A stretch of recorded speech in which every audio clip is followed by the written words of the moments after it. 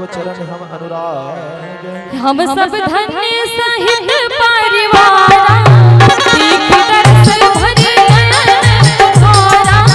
सबके देखत वेदन कीर्ति की है उदार अंतर जाने भय कोने गए ब्रह्म आकार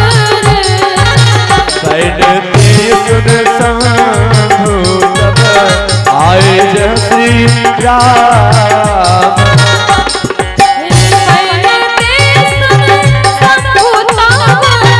आए जहाँ सुखबीर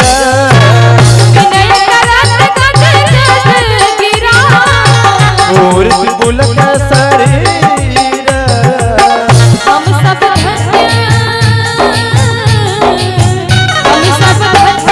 सहित परिवार तीख दर्श भरी तुम्हारा हम सब धन्य सहित परिवार तीख दर्श भरी तुम्हारा जय राम रम भक्त भाया कुल पाही जन्म शरणागत मागत पाही प्रभु कृत दुर्महा मही भूरि रूजा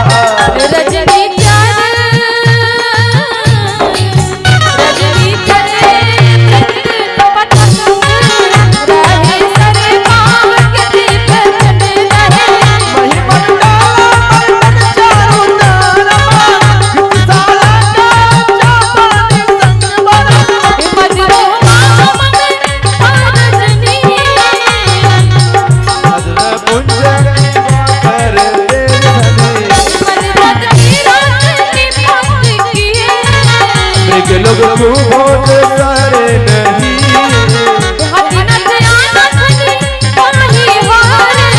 विषया बन पावन भूल पारे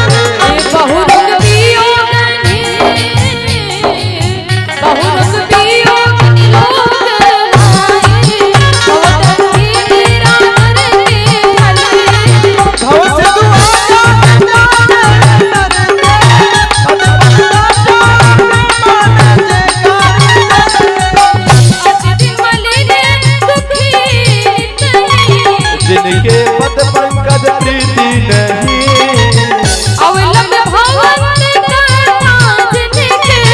प्रिय सत अनंत सदाती है के जिनके समसय भोबा विपदा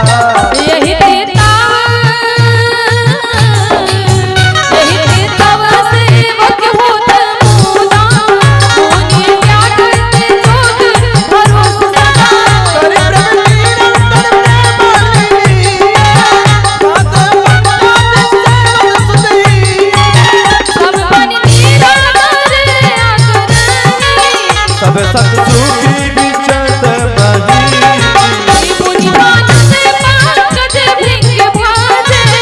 रघुबीर महारण धीर आजे तब नाम जपावे तब नाम जपावे नमामि हरि भव रोग महागद माने हरि गुण सिद्ध की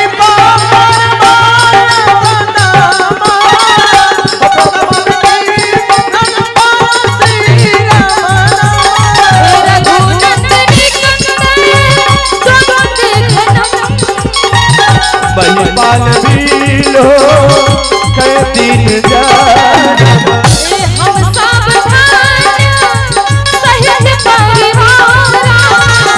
देख दरसा भरी नयन तुम्हारा बार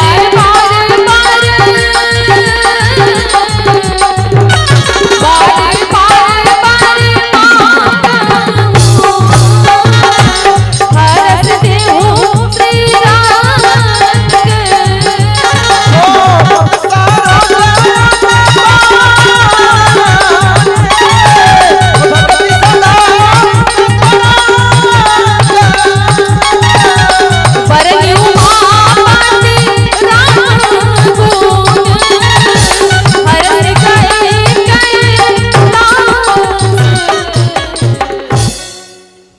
तब प्रभु कबीर दिखाए सब सुख प्रद